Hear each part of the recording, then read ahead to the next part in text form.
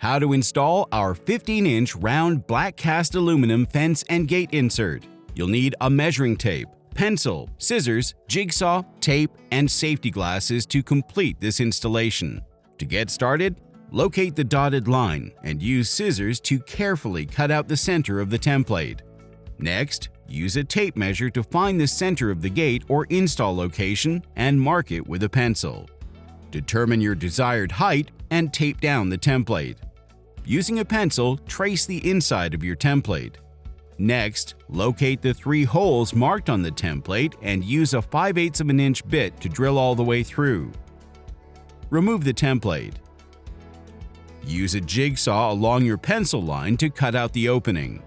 Use the provided Allen key to separate the gate insert. Each insert comes with an Allen key and 2 sets of hardware to accommodate material 3/4 of an inch or up to 1 1/4 inch thick. Pull the insert tightly against the front side of the gate, making sure to line up the fastening points with the drilled holes. Attach the fastening frame using the Allen key and bolts provided. Remember not to over-tighten the bolts.